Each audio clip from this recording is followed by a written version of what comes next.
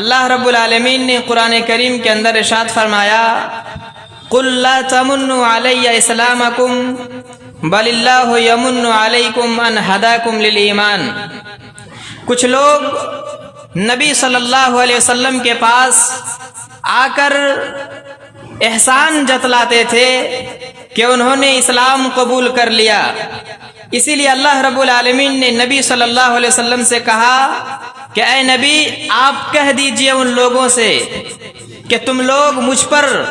یہ احسان مت جتلاؤ کہ تم لوگوں نے اسلام قبول کر لیا ہے، بلکہ اللہ رب العالمین نے تم پر تمہارے اوپر بہت بڑا احسان کیا کہ اس نے تمہیں ایمان کی اور ہدایت کی توفیق دی۔ اسی طریقے سے اللہ رب العالمین نے نبیوں اور رسولوں کی زبانی ایک بات نقل کروائی وما علینا الا البلاغ، یعنی ہمارا کام یا نبیوں کا کام صرف اتنا ہے کہ لوگوں تک پہنچا دیں، بات کو سمجھا دیں، انہیں تک اللہ رب العالمین کا پیغام پہنچا دیں۔ اس کا مطلب یہ ہوا کہ ہدایت کا کام، ایمان کون لائے گا کون نہیں لائے گا، اس کا کام اللہ رب العالمین نے اپنے اوپر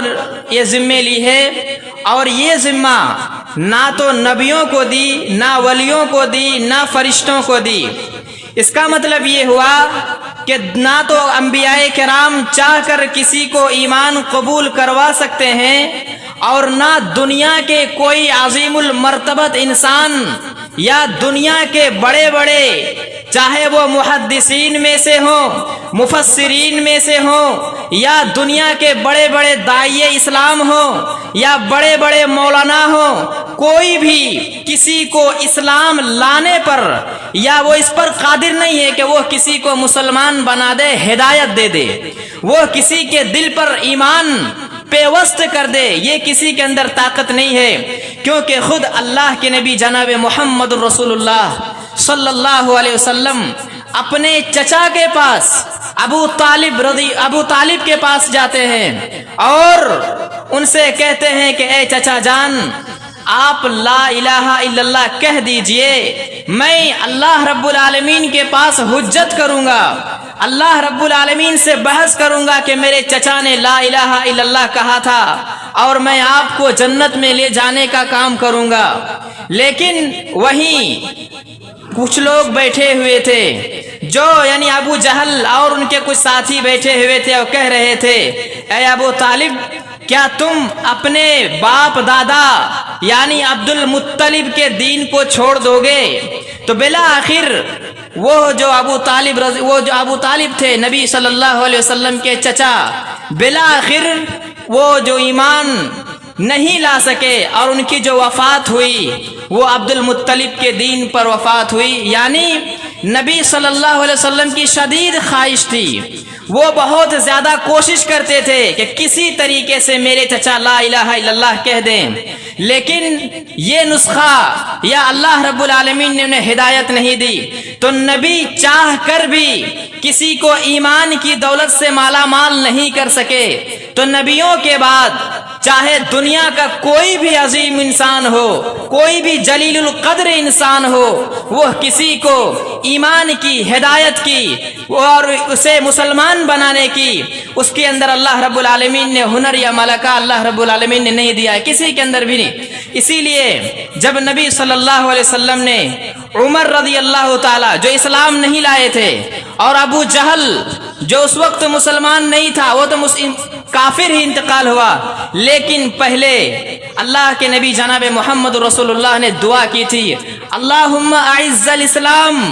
کہ اے اللہ اسلام کی عزت و توقیر بڑھ جائے گی اگر یہ دو لوگ ایمان لے آئیں۔ کون لوگ؟ اس میں سے ایک عمر بن خطاب رضی اللہ تعالی عنہ اور ایک عمرو بن ہشام۔ عمرو بن ہشام کون تھا؟ یہی ابو جہل تھا۔ ان دونوں کے بارے میں اللہ کے رسول نے دعا کی تھی۔ ایک عمر بن خطاب کے بارے میں کہ اے اللہ جو بھی تیرے نزدیک محبوب ہیں، پسندیدہ ہیں، چاہے وہ ابو جہل ہو یا عمر بن خطاب ہو، ان دونوں میں سے اللہ جو تیرے نزدیک محبوب ہیں ان کو ایمان کی دولت دے دینا، انہیں ہدایت دے دینا، اسلام کی دولت عطا کر دینا۔ بالآخر ابو جہل تو اس امت کا فرعون بن کر کے مرا اور قیامت تک کے لیے ملعون ہے، مگر عمر بن خطاب رضی اللہ تعالیٰ عنہ کو اللہ رب العالمین نے اسلام کی ہدایت دی، تو گویا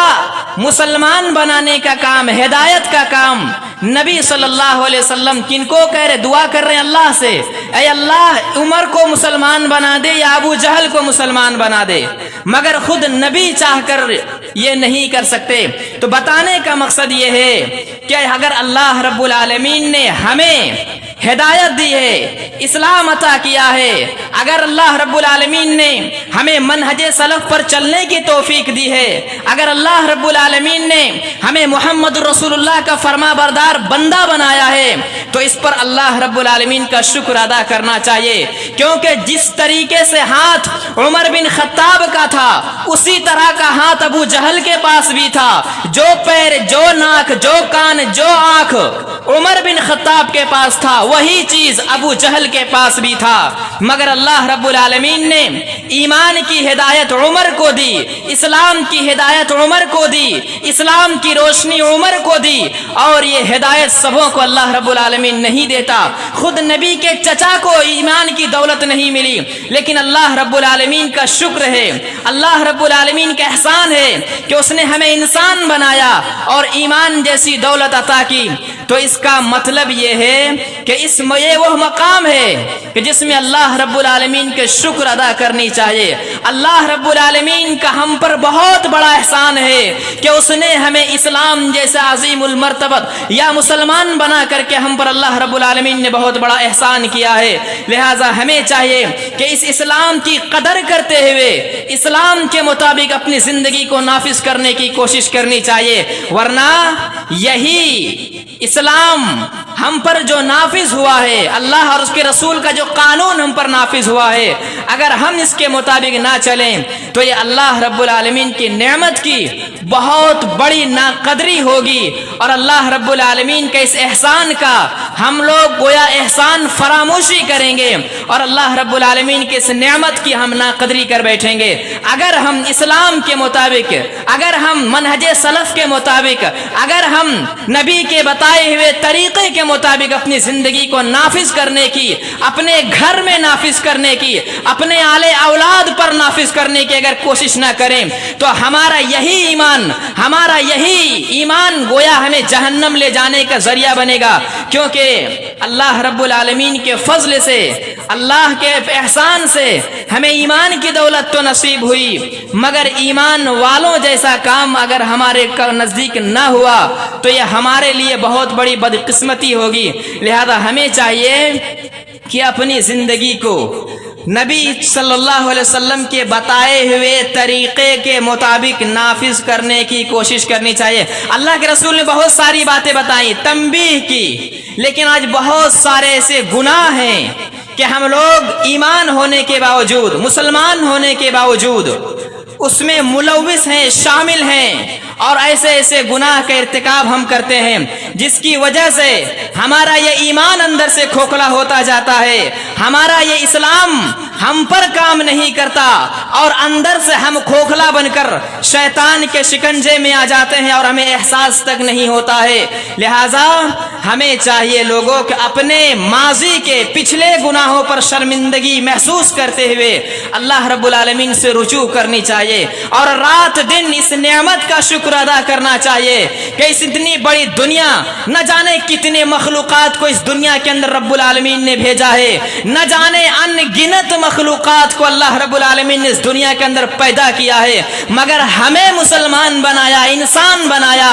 اور نہ جانے کتنے انسان ایمان کی دولت سے محروم ہیں، لیکن اللہ رب العالمین نے ہمیں اسلام عطا کیا ہے۔ اللہ رب العالمین نے ہمیں عقل دی، دانائی دی، جس سے ہم اللہ اور اس کے رسول کو پہچان سکتے ہیں، ہمیں عقل دی جس سے ہم صحیح اور غلط کی تمیز کر سکتے ہیں۔ یہ اللہ رب العالمین کا بہت بڑا احسان ہے۔ لوگوں، اب میں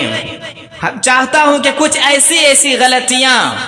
جو ہمیں نہیں کرنی چاہیے، یا اکثر آج کے دور میں سماج میں لوگ ملوث ہو چکے ہیں، لہذا ہمیں چاہیے لوگوں کہ ان تمام چیزوں سے بچنے کی کوشش کرنی چاہیے۔ صحیح مسلم کی روایت میں ہے کہ من لعب بالنردشیر فکأنما صبغ یدہ فی لحم خنزیر۔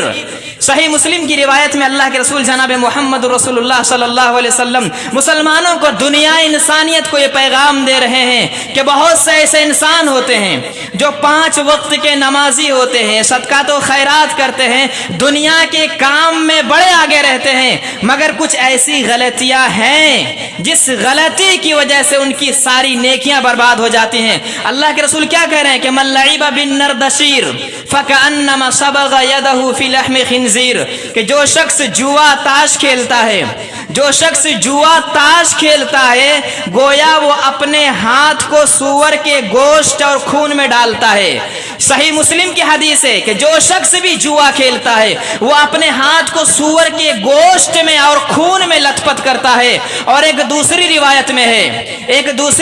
میں ہے کہ جو شخص جوا کھیلتا ہے پھر نماز پڑھتا ہے تو گویا وہ سور کے خون میں وضو کرتا ہے، پھر آ کر کے نماز پڑھتا ہے۔ تو اتنی بڑی غلطی یہ ہے، اتنا بڑا گناہ ہے یہ کہ اللہ کے رسول جناب محمد رسول اللہ خنزیر کی مثال دے کر کے دنیا کو سمجھا رہے ہیں، سور کی مثال دے کر کے سمجھا رہے ہیں کہ کتنا بڑا گناہ ہے لوگوں، کہ اس کی مثال اللہ کے رسول نے ایک سب سے بدتر جانور خنزیر سور کی مثال دے کر کے سمجھائی۔ تو ہمیں چاہیے کہ ہم دنیا کی نیکی کام ادھر کرتے ہیں، نماز بھی پڑھتے ہیں اور اس خالی اوقات میں جوئے میں ملوث ہو جاتے ہیں، تو لہٰذا ہمیں چاہیے کہ اس سے بچنے کی کوشش کرنی چاہیے، تاکہ ایسا نہ ہو کہ اسی کی وجہ سے ہمارا ٹھکانہ جہنم بن جائے۔ اور دوسری جو وجہ ہے انسان کی نیکیوں کو برباد کرنے والے، وہ چھوٹی چھوٹی جسے ہم آپ معمولی سمجھتے ہیں،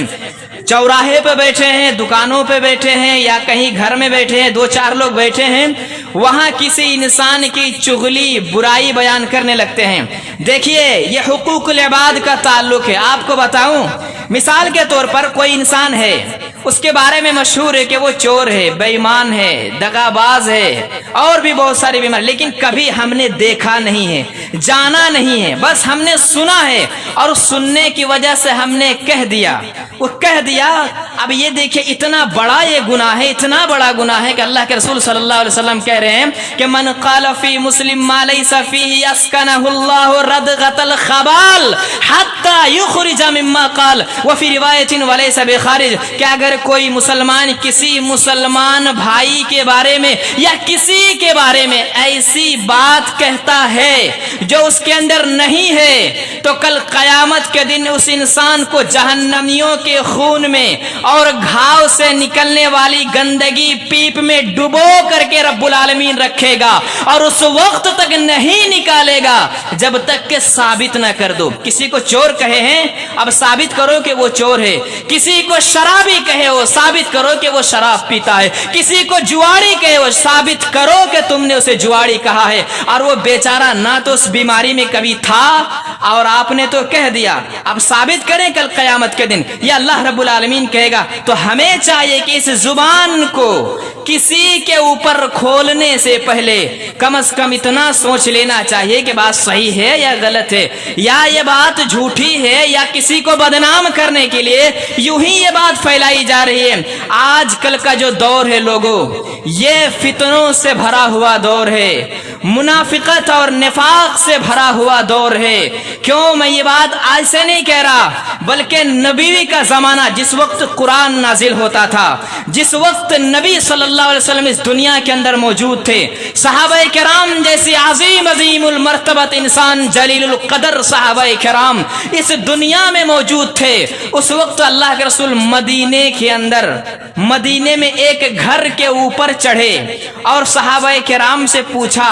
کہ کیا تم لوگ وہ چیز دیکھ رہے ہو جو میں دیکھ رہا ہوں؟ تو صحابہ کرام کرام نے کہا نہیں اللہ کے رسول، اللہ اور اس کے رسول بہتر جانتے ہیں، تو اس وقت یعنی آج سے 1450 سال، 1450 سال سے زیادہ، تقریباً 1500 سال پہلے اللہ کے رسول نے ایک بات کہی تھی کہ فَإِنِّي لَأَرَى الْفِتَنَ تَقَعُ خِلَالَ بُيُوتِكُمْ كَوَقْعِ الْمَطَرِ، کہ میں تمہارے گھروں میں فتنوں کو، آزمائشوں کو ایسے گرتے ہوئے دیکھ رہا ہوں جیسے بارش کی بوندیں تمہارے گھروں کے اوپر گرتی ہیں، جیسے بارش نازل ہوتی ہے اسی طرح فتنے، آزمائش، مصیبت، بلائیں تمہارے گھروں میں گر رہی ہیں۔ تو اس وقت کا کیا حال ہوگا لوگوں؟ یہ تو گندگیوں سے بھرا ہوا ایک دور ہے، وہ صحابہ کرام کا دور تھا، بہت سے گناہوں سے پاک صاف تھا، لیکن آج کا دور ہے وہ انتہائی آزمائشوں سے پر اور مصیبتوں اور بلاؤں سے بھرا ہوا دور ہے۔ لہٰذا اس دور کا حالت انتہائی خراب ہے، اور کبھی کبھی ایسا لگتا ہے کہ شاید یہی وہ دور ہے کہ جس کے بارے میں اللہ کے رسول جناب محمد رسول اللہ نے کہا تھا بادروا بالاعمال فتنا، کہ اے لوگوں فتنوں کے ظاہر ہونے سے پہلے پہلے نیک عمل کر لو، کیونکہ ایک وقت ایسا آئے گا کہ لوگ صبح کو مومن ہوں گے اور شام کو کافر، یا شام کو تو مومن ہوں گے لیکن صبح کو کافر ہو جائیں گے، یعنی ایمان کی کوئی حیثیت نہیں رہے گی، اللہ اور اس کی رسول کی ان کے نزدیک کوئی قدر نہیں ہوگی، اللہ کا خوف دلوں سے ختم ہو جائے گا، قرآن کو لوگ پڑھنا چھوڑ دیں گے، قرآن صرف ایک رسمی طور پر ٹاکوں میں اور الماریوں میں سجی ہوئی ہوگی۔ وہ دور آنے سے پہلے نیک عمل کر لینا، ایک وقت آئے گا کہ لوگوں کو نہ تو جہنم سے ڈر رہے گا، ایک وقت آئے گا لوگوں کو قبر دیکھ کر کوئی پرواہ نہیں ہوگی، ایسا وقت آنے سے پہلے پہلے نیک عمل کر لینا۔ صحابہ کرام کو کہہ رہے تھے یہ بات، اور کبھی کبھی ایسا لگتا ہے کہ یہی وہ دور ہے۔ لہذا ہمیں چاہیے لوگوں کہ اپنے گناہوں پر شرمندگی کرنی چاہیے، اور چھوٹے چھوٹے گناہ ہوں یا بڑے بڑے گناہ، خصوصاً چھوٹے گناہوں سے تو لازمی طور پر بچنی چاہیے، کیونکہ اللہ کے رسول کیا کہتے تھے صحابہ کرام کو؟ ویسے بڑی بڑی جو گناہیں ہوتی ہیں وہ تو اللہ کے رسول بتا ہی دیتے، مگر کبھی کبھی کہتے ایاکم محقرات الذنوب، کہ چھوٹے چھوٹے گناہوں سے بچا کرنا، کیونکہ یہی چھوٹے چھوٹے گناہ انسان کو کب برباد کر دیتی ہے، انسان کو احساس تک نہیں ہوتا اور اسے اندر سے کھوکھلا کر دیتی ہے، اور یہی چھوٹے چھوٹے گناہ کل قیامت کے دن احد پہاڑ کے برابر وہ ان کی حیثیت ہوگی، اور وہی گناہ انسان کو جہنم میں لے جانے کے لیے کافی ہوگی۔ بڑے گناہ بعد میں، چھوٹے گناہ انسان کو جہنم دھکیل کر کے لے جائے گی۔ لہٰذا ہمیں چاہیے لوگوں کہ اگر اللہ نے ہدایت دیا ہے ہمیں، اللہ نے ہم پر جو سب سے بڑا اور واقعی سب سے بڑا احسان اگر اللہ نے ہم پر کیا ہے تو ہم کو ایمان دیا ہے، ہم کو مسلمان بنایا ہے، ہم کو اسلام عطا کیا ہے۔ سب سے بڑا احسان اللہ رب العالمین کا یہی ہے ہم پر کہ اس نے ہمیں ایمان اور احسان، اور اس نے ہمیں اسلام جیسی دولت عطا کی ہے۔ لوگوں یہ معمولی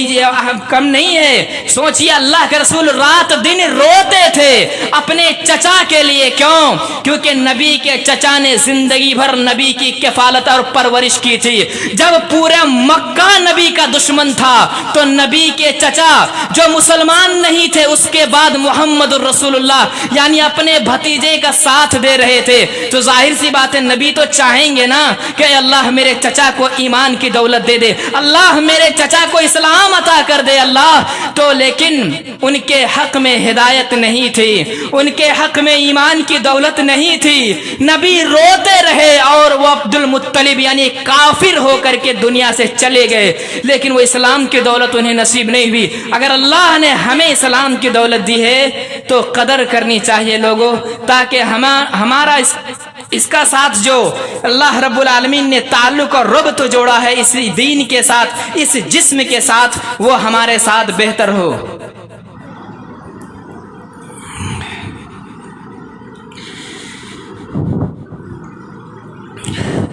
حاضرین جمعہ، یہ کچھ باتیں تھیں اسلام کے بارے میں، ایمان کے بارے میں اور ہدایت کے بارے میں۔ دیکھیے اللہ رب العالمین نے جو اسلام ہم تک پہنچایا ہے نبیوں کے ذریعے سے، رسولوں کے ذریعے سے یوں ہی نہیں پہنچا۔ آپ کو ایسا لگتا ہے کہ اگر تشتری میں سجا کر گلاب کے پھول کا ہار بنا کر پہنا دیا گیا ہو، اس طریقے سے دین پہنچا ہے۔ یہ دین اتنی آسانی کے ساتھ نہیں پہنچا ہے لوگوں۔ اسی دین کی وجہ سے نبی کی بیٹی کو طلاق دے دیا گیا تھا، اسی دین کی وجہ سے نبی کے چچا کے ناک اور کان کاٹ کر کے ہار بنا کر لوگ پہنتے تھے، اسی دین کی وجہ سے نبی کو مکے سے نکال کر بھگایا گیا تھا، اسی دین کی وجہ سے نبی کو پہاڑ میں چھپے رہنے پر مجبور کر دیا گیا تھا، اور اسی دین کی وجہ سے نبی کو مار کر پورے جسم سے لہو لہان اور بے ہوش کر دیا گیا تھا، صرف ایک دین پہنچانے کے لیے۔ کسی طریقے سے لوگ سمجھ جائیں، کسی طریقے سے لوگوں تک قرآن پہنچ جائے، کسی طریقے سے لوگوں تک اللہ کا پیغام، اللہ کا پیغام پہنچ جائے۔ اس وجہ سے نبی صلی اللہ علیہ وسلم کے اتنی تکلیف اور مشقتیں جھیلنی پڑی، صرف اسی دین کی وجہ سے۔ کبھی کوئی پاگل کہتا، کبھی کوئی مجنون تو دیوانہ تو شاعر کہہ دیتا، تو نہ جانے کتنی گالیاں دیتے اللہ کے رسول جناب محمد رسول اللہ کو۔ کبھی گندگی، جانوروں کی پیٹ میں جو گندگیاں ہوتی ہیں، نماز کی حالت میں رہتے اور وہ گندگی لا کر ڈال دیا جاتا، خانہ کعبہ میں ڈال دیا جاتا، کبھی منہ پر چادر لپیٹ کر گھسیٹا جاتا اور جان سے مارنے کی کوشش کرتی۔ نتیجہ کیا تھا؟ مقصد محمد رسول اللہ صلی اللہ علیہ وسلم کا صرف اتنا تھا لوگوں کہ یہ دین ہم تک صحیح سلامت پہنچ جائے، بغیر کسی خیانت کے، بغیر کسی بے ایمانی کے، بغیر کسی کمی اور بیشی کے یہ دین اللہ رب العالمین نے ہم تک پہنچایا ہے۔ اور یوں ہی نہیں، 1.25 لاکھ کے مجمع میں آخری جب خطبہ حجۃ الوداع کے موقع پر اللہ کے رسول نے کھڑے ہو کر کے کہا تھا کہ لوگوں، کیا میں نے تم تک پیغام پہنچا دیا، یہ دین پہنچا دیا ہے؟ تو سارے لوگوں نے ایک ہی مرتبہ جواب دیا تھا، کہا تھا اللہ کے رسول آپ نے یہ پیغام پہنچا دیا ہے۔ اس وقت اللہ کے نبی نے اپنے سر کو آسمان کی طرف اٹھا کر کہا تھا، اللہم شہد، اللہم شہد، اللہم شہد، اے اللہ گواہ رہنا، جس طریقے سے تم نے دین پہنچانے کو کہا تھا اس طرح میں نے پہنچا دیا ہے۔ مطلب کل قیامت کے دن کوئی انسان جب جہنم جائے گا تو یہ نہیں کہہ پائے گا کہ یہ تو ہم نے سنا نہیں تھا، یہ تو ہم جانتے نہیں تھے، یہ پیغام تو ہم تک پہنچا نہیں تھا، اس کی خبر اور معلوم تو ہمیں ہوئی نہیں، کسی نے بتایا تک نہیں تھا۔ کوئی بھی انسان یہ عذر نہیں پیش کرتا، یہ بہانہ پیش نہیں کر سکتا، کیونکہ امانت داری کے ساتھ اللہ رب العالمین نے یہ دین پہنچا دیا ہے۔ امانت داری کے ساتھ یہ دین انسانوں تک پہنچا اور دنیا انسانیت تک یہ پیغام پہنچا دیا ہے۔ لوگوں، ہم پر واجب ہے کہ ہم دین کے مطابق عمل کرنے کی کوشش کریں اور اپنے گھر والوں پر، اپنے بچوں پر، اپنی بیویوں پر، اپنی بیٹیوں پر اس دین کو سمجھانے کی، نافذ کرنے کی، بتانے کی کوشش کرنی چاہیے۔ یہ دین پڑھانا چاہیے۔ کل قیامت کا آپ کو بتاؤں، ایک بیٹی 4 بھائی 5 بھائی اور باپ کو جہنم لے کر کے جائے گی۔ بیٹی تو کہے گی کہ میرا باپ تو نمازی تھا، ہم دنیا کی برائی میں تو ملوث تھے، لیکن میرے باپ نے کبھی منع نہیں کیا تھا۔ ایک بیٹا پورے خاندان کو جہنم لے کر کے جائے گا، وہ کہے گا میرے باپ نے کبھی مجھے قرآن کی تعلیم نہیں دی تھی، کبھی مجھے دین کی تعلیم نہیں بتائی تھی، میرا باپ تو نمازی تھا لیکن کبھی مجھے بتایا نہیں تھا۔ ایسی گناہ اولاد لے کر کے جہنم میں جائے گی۔ اسی لیے اللہ کے رسول نے، اللہ رب العالمین نے کہہ دیا کہ انما اموالکم واولادکم فتنہ، کہ تمہارا مال اور یہ تمہارے اولاد فتنہ ہے، آزمائش ہے، اور ایسا ہو سکتا ہے کہ یہی مال اور یہی اولاد تمہیں جہنم لے کر کے جائیں، کیونکہ قرآن میں صاف صاف لکھا ہوا ہے، وہ کہیں گے ما اغنا عنی مالیا۔ 29ویں پارے میں اللہ رب العالمین فرما رہا ہے کہ ما اغنا عنی مالیا، کہ وہ جو مال و دولت اکٹھا کرتا تھا اپنے اولاد کے لیے، اپنے بچوں کے لیے، وہ کہے گا، اس مال کو یاد کرے گا اور اور کہے گا ہائے ہائے افسوس، اس مال نے آج مجھے فائدہ نہیں دیا، ما غنی عنی مالیا۔ اس کے بعد کہے گا ہلک عنی سلطانیہ، کہ کچھ لوگوں کے درمیان ہم بہت بڑے بنتے تھے، ہم قوم کے بڑے لوگ مانے جاتے تھے، آج سلطان نے، بادشاہت نے، چودراہٹ نے، آج اس نے مجھے جہنم لے کر کے چلی گئے۔ وہ کہیں گے ہلاک عنی سلطانیہ، اس کی مثال دے کر کے کہیں گے۔ اس کے بعد اللہ کیا کہے گا؟ افسوس کریں گے، تڑپیں گے، بلکہ یہ جو انسان کے ساتھ اگر زیادتی ہوتی ہے تو اللہ رب العالمین تو انسانوں کے ساتھ مطلب وہاں انصاف ہوگا کل قیامت کے دن۔ اگر دنیا میں کسی کے ساتھ بھی ذرہ برابر بھی ظلم ہوا تو حساب ہوگا۔ تو صرف انسان ہی نہیں، جانوروں کا بھی کل قیامت کے دن حساب و کتاب ہوگا۔ یہ گائے، بھیڑ، بکری، یہ بھی کل قیامت کے دن اٹھیں گے اگر ان کے ساتھ غلط ویوہار ہوا ہے، اگر اس کے ساتھ ظلم ہوا ہے۔ ایک بکری کے ساتھ اگر اس کے ساتھ ظلم ہوا ہے، بیجا اور بلا وجہ مارا گیا ہے اسے، اس کو بھی اللہ کل قیامت کے دن اٹھائے گا۔ لیکن حدیث میں ہے کہ اگر ایک سنگ والی بکری بغیر سنگ والی بکری کو مارتی ہے تو دونوں بکری کو اٹھایا جائے گا، اور بغیر سنگ والی بکری کو اللہ رب العالمین سنگ دے گا اور کہے گا آج تم اپنا بدلہ پورا کر لو۔ بدلہ ہو جائے گا، بدلہ وہیں پورا ہو جائے گا۔ لیکن جانوروں کے لیے، بھیڑ بکریوں کے لیے جنت یا جہنم نہیں ہے، بلکہ انہیں کیا کر دیا جائے گا؟ حساب ہونے کے بعد، فیصلہ ہونے کے بعد، عدل ہونے کے بعد مٹی بنا دیا جائے گا۔ تو جب مٹی بنا رہا ہوگا اللہ رب العالمین، تو اس وقت جو لوگ گنہگار ہوں گے، جانتے ہیں کہ ہمارا نامہ اعمال خراب ہے، ہم نے کبھی کوئی اچھا کام نہیں کیا اور گناہوں کی ایک لمبی لسٹ ہے ہماری، تو اس وقت وہ کہیں گے یا لیتنی کنت ترابا، یعنی عما یتسالون میں